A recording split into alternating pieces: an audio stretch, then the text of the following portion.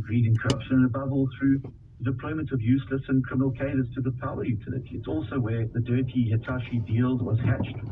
In other news, the state in the child sex ring case being heard in the Johannesburg High Court has promised not to expose the court to pornographic material.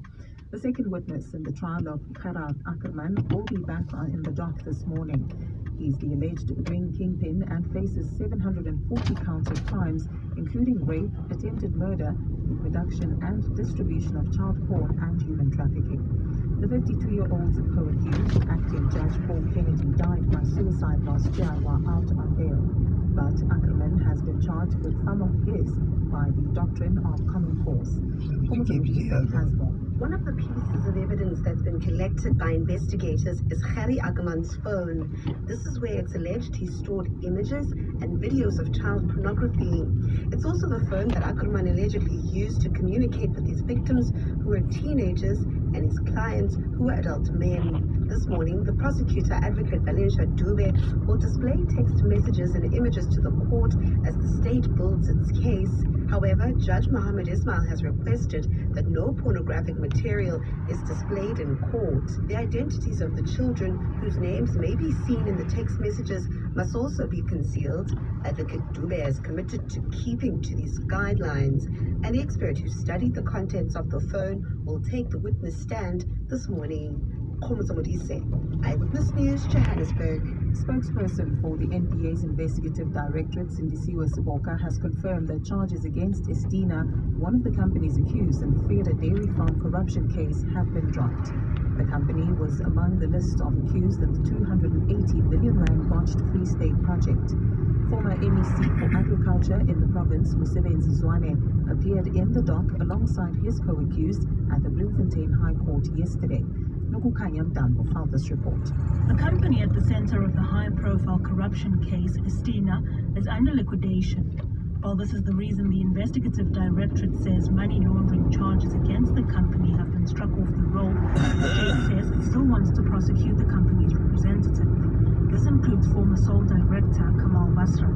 Spokesperson for the investigative directorate, Sindisiwe Siboka, says the matter will be back in court in April for a second pre-trial hearing. This matter is proceeding quite swiftly according to what we're seeing. The public funds, which were meant to benefit disadvantaged black farmers in the province, were allegedly looted for the benefit of the controversial Gupta family. Eyewitness News. And days after charging Lebanon's top officials for the 2020 Beirut blast, the judge himself is now also facing charges. Hassan Oweidat, a top prosecutor, was also part of the officials implicated in the devastating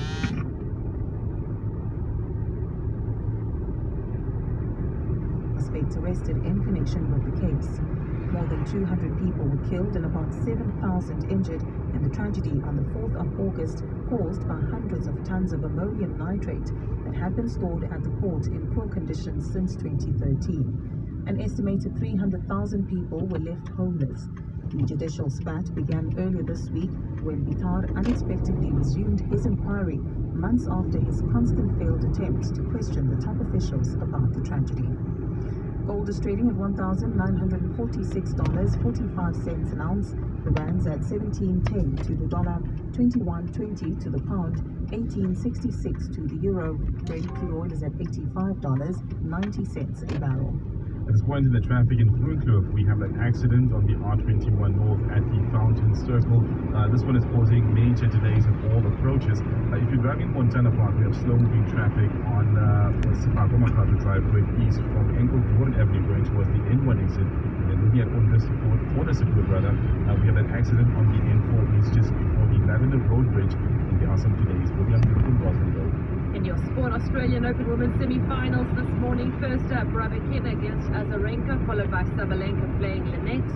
Bafana striker Lyle Foster signs a 4-year deal with English Championship side Burnley.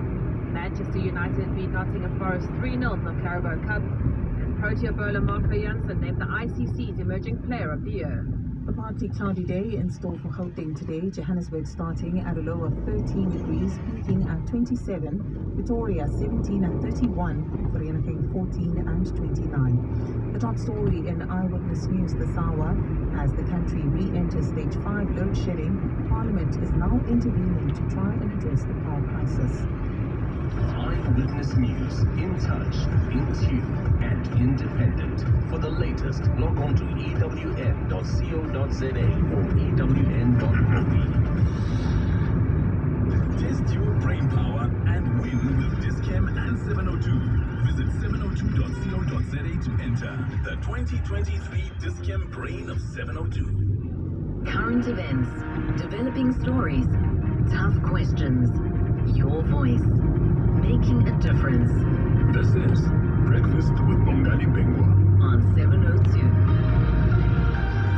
It's 9 minutes after 8 o'clock. The load shedding story remains the dominant one for many South Africans. Parliament now entering the fray as far as that is concerned. Various portfolio committees looking at what can be done.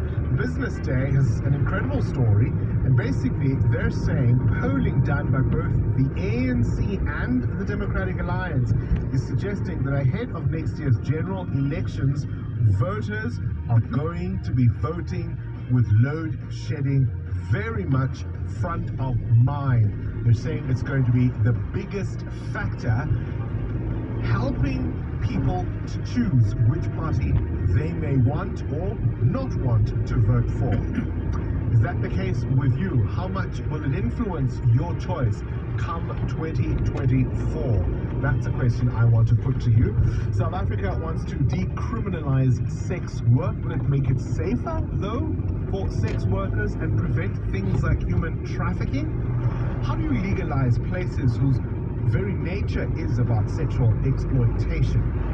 But on the other hand, we know that keeping things illegal allows secrecy to thrive, and that's where the abuse happens, is it not? Are you a person of faith? Are you concerned about this? I want to hear your views. And sibling rivalry, or is it sibling adoration? If you're a dad like I am, tell me about what makes your relationship with your daughter so very special. ChatGPT, have you used it? What have you asked it to do? And were you happy with what it told you? It's 11 after 8. Let's talk. You're with 702. Breakfast with Bongani Bingwa. live, Online. smartphones, DSTV channel 856, 92.7. and 106 FM. Speaking of the Bongani audience, speaking of the TV audience, it's something like permission around that population lifestyle sector. So I'm quite jealous that somebody's got ahead and done it ahead of me. Gosh, this is Kuta from Northcliffe. Thank you, Kucha from Northcliffe. What's gone viral?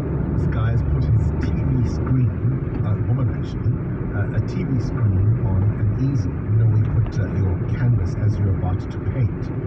Stand for the painting as you are busy with it. And that's how she has, set up her television. She watches it on an easel. Part of my problem is that now the TV is sort of at an angle, slanted, right? It's slanted at an angle, so I'm not sure how she watches it, but she says it's fun. Not for every TV, I can tell you that. Nobsa, you're in Kempton Park. What should people do when it comes to voting? Good morning. Morning, I'm good, Bonani. I just wanted to say to the people of South Africa, I like it with all my heart. But there comes a time that you don't have to forget that who you like. You have to look for the person who will serve the country better. I don't want someone who's going to serve you, but I want someone who's going to serve the country very much better. Because what is going on, you hold on to the history. You hold on to the history. Yes, the ANC liberated us, but the ANC itself has destroyed the country now. When I was younger, I used to use a train. I'd buy a train ticket for the whole month, and I'll spend a lot of time, but it's all now. All right, Nomsa says they may be liberators, but they've also watched or at least even participated in the destruction of the country. Let's go to, is it Manewo? You want to talk about sibling rivalry? Yes, Bongan, good morning. Manuel here. We are siblings of three, a brother, myself, and my little sister. If different fathers, same mom. My sister has been very jealous about me. My brother is the one that has been supporting us all. But where we are now, she gave a house that was... Oh, Maneos, just hold on 1 second. We lost you there for a second. Let's see if it's improved. Where you are now? I think it's network. We like cat in a dog. We're not talking at all with my sister because I gave her a house to stay at after her divorce. She doesn't want to go out. I'm in debt with the municipality on over 200,000 or so. And she had tenants there. And I said, look, you can pay the municipality and what have you. She's not paying a cent. And now she's calling the community for me. I've been everywhere for money. I can't afford a lawyer. There's a lawyer that helped me. But as we speak now, I'm you know what? No talk. I hate to bid. I told her to wear Sure. come to my funeral. And when she dies, I'm not gonna go there. Oh, Manel. Sure. It sounds frustrating more than anything, hey? Terrible. Terrible. Oh, would you guys be open to mediation, perhaps? Would that something that might help you? Everybody tried, I promise you. Even some family members. No, she doesn't want to hear. And everybody says, no, we're scared of her because she doesn't want to listen. No, she just told herself that she was frustrating me, and she is. She has managed to do that because I'm in debt and it's my name. So I'm in a terrible state. So I hate her. It's understatement, hating. I don't know which word to use. Gosh, Manero, I wish you luck in that situation. I wish there's some way you guys can find each other. But I also know the reality is this idea that you share a common ancestor with somebody and therefore you've got ties that are unbreakable is often a myth. You have to work at that relationship like any other, right? Like you do with your friendships, you have to work at that relationship. Good morning, Bongani. This is Tapelo. We are 5 siblings, with 4 brothers and 1 sister. I get along very well with my sister, and it's been years. And I'm the promise that our older brother is the one that we don't get along. I really don't know what's the problem, but it hurts, hey? So with my sister, yes, everything is shanana. When I'm running short of cash, she's there. When I wanted to borrow me a car, she just borrowed me the car. So everything is nice with my sister. And I do the same with her. Hi, Bongani. My relationship with my sisters is awesome. I'm 33. My eldest sister is turning 60 this year. And my other one, she's turning 56. Yes. And sure, we are those sisters that we gossip. There's actually 6 of us. There's 3 girls, 3 boys. So the 3 of us, we just always gossiping. But I just love my sisters, and I thank God for them. Good morning, Bongani. With regards to siblings relationship, I have the best sister in the whole wide world. We do a lot of things together. We talk probably 4, 5, if not 10 times a day. Our relationship has certainly gotten better with age, with time. Look, it has never really been bad, but it's we've got a very open relationship. It works, it's functional, and I wouldn't trade it for anything. This is Marumo in Pretoria. Morning, Bongani. It's Mornay here from Joburg. Talking about siblings brings back fond memories because I was best friends with my brother who passed away almost 10 years ago. But we phoned each other every single day, spoke maybe at least once, sometimes even more, and we shared a lot of things and always looked out for each other. If you've got that relationship, you can make it work. You must cherish it, right, Mateo? Yeah, I mean, it's not easy with your siblings. When you grow up, you misunderstand each other, especially if you've got an older sibling and you're younger and you feel like they're bossing you around. But as you grow, you realize they were protecting you in a lot of situations. And once you grow and you also mature, then you learn to nurture the relationship even more. There's a bit more of an understanding. They're not looking down on you as their younger sibling. I mean, they more share things with you that they wouldn't share with you before. You get into serious situations with them, and the more you pull each other through, the better the relationship comes. But of course, the reality, like you said, it's not always going to work out. Look at Harry and William, right? Diana's sons, right? Then partners come into it, wives, spouses, and then the dynamics can change completely. So I say, if you can nurture it, if you can make it work, you better make sure you put the effort, right? EWN Traffic. All right, now for some brotherly traffic advice. Sikwa Molobia, Ondersteport. That was the area. That was the area. It's still there, Bongani. It's on the N4 going east just before the Lavender Road Bridge. There are still some delays going through towards that point. And then going towards Groenkloof, we're still dealing with that major accident on the R21 North at the Fountain Circle. There are major delays on all approaches going towards that area. In Montana Park, there is slow-moving traffic on Sefako Makato Drive going east from Enkeldoorn Avenue all the way right through towards the N1 South exit.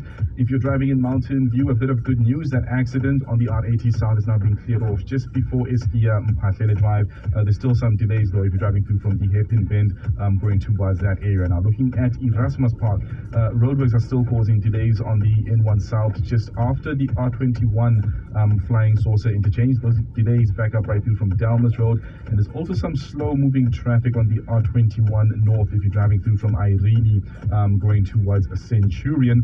Talking about Centurion, we have an accident on the N1 North just before John Forster Drive, and this one is causing delays from the N14 in Thatchfield.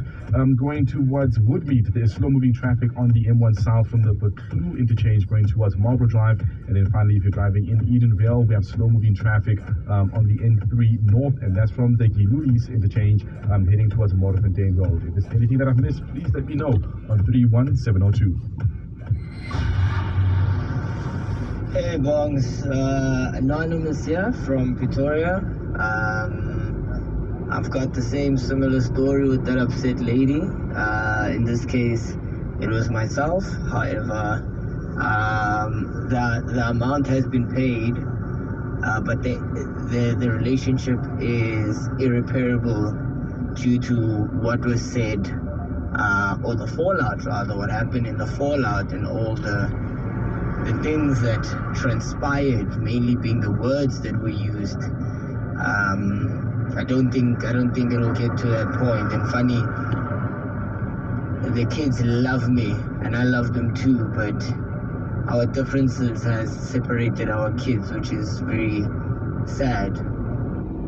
Yeah, I mean, when people say things, right, no matter how angry you are, you've got to be able to calculate, how am I going to walk back from these words? Right? You spoke about fighting kindly.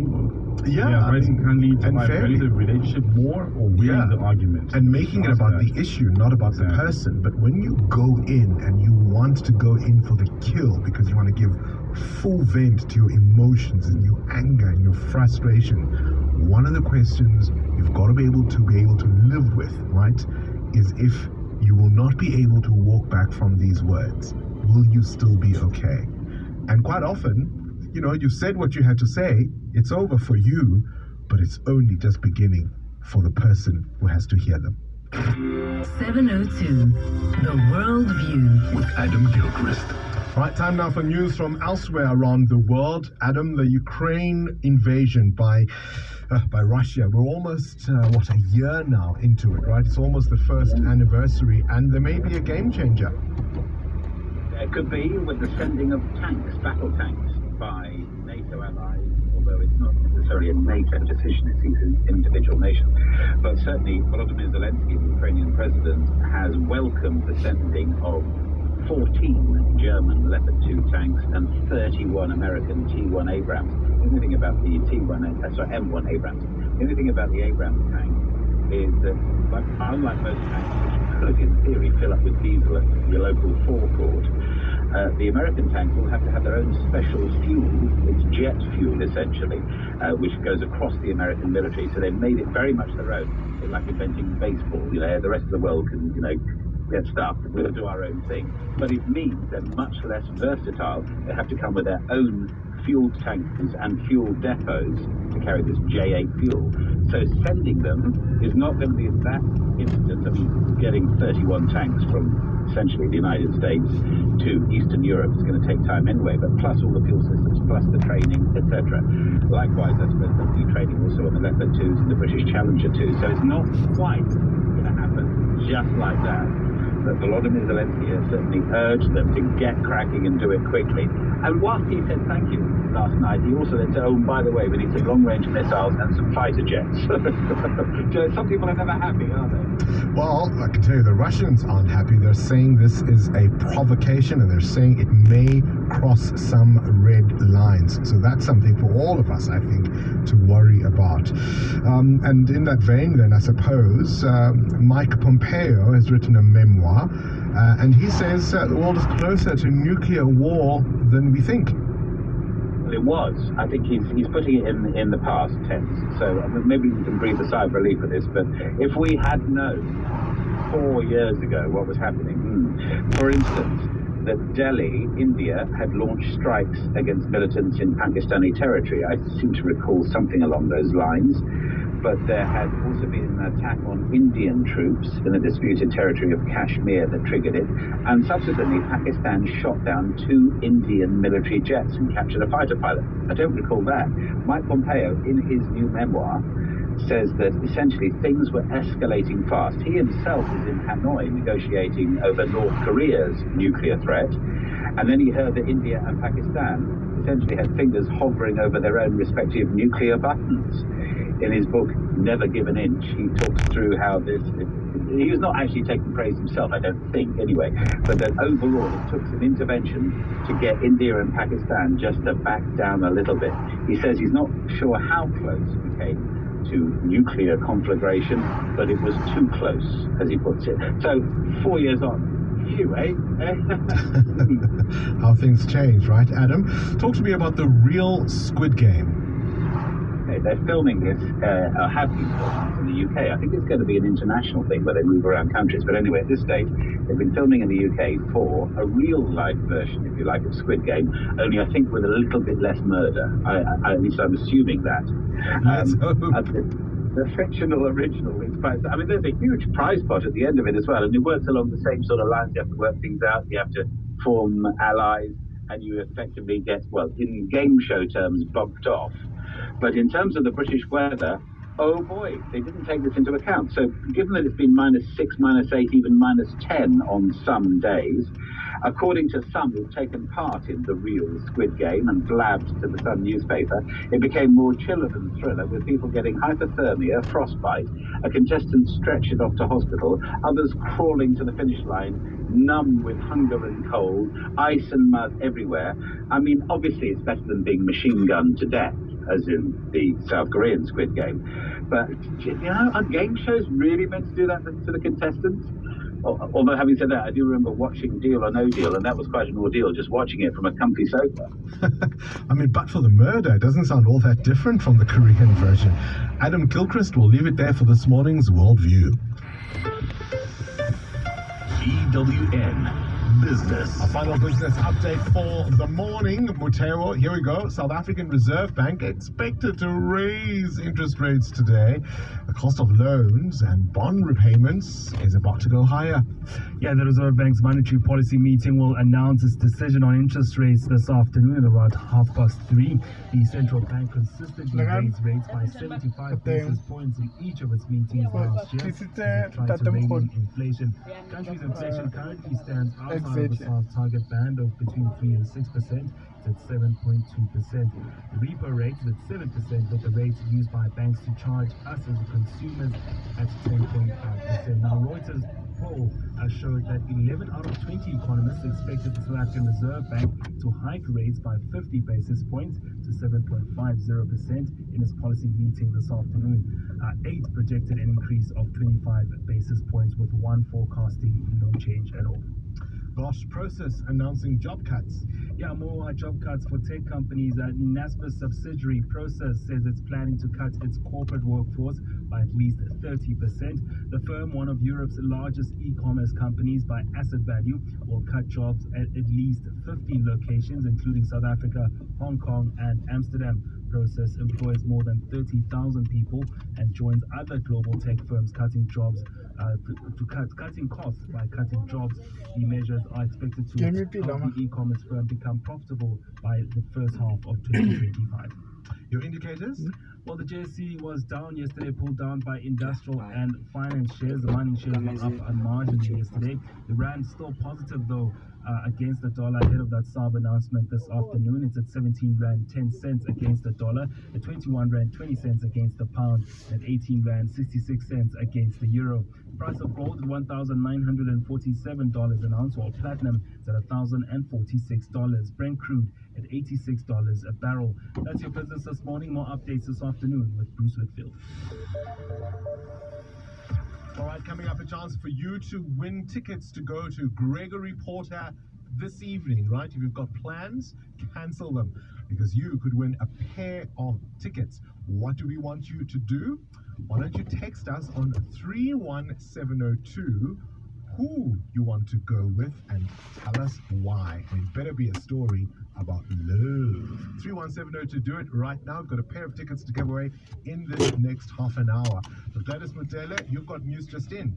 Yes, Bongani, good morning. It looks like it's all things fall apart in the city of Joburg as Action SA says talks involving the DA regarding the Patriotic Alliance have broken down, and the multi-party coalition in the city will face motions of no confidence without the majority to defend Mayor Mosala.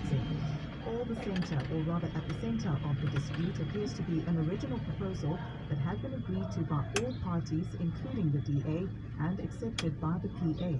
However, Action SA says that rather than honoring the universally accepted proposal, the DA has branded the PA as corrupt. The party says that as a consequence, it seems certain that the motions of no confidence will succeed and the coalition in Johannesburg will fall. However, Action SA says it will field its own candidate for mayor. The DA is yet to respond.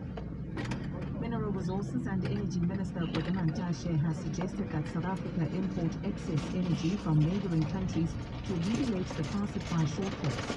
Mantashe has admitted that the power crisis has had a direct impact on the ANC as the governing party. He was speaking at the ANC's Energy Emergency Symposium at the University of Johannesburg. Tabi Sokoba reports. Mineral Resources and Energy Minister Gwede Mantashe has outlined a 4-point plan which he says can accelerate the ending of load shedding.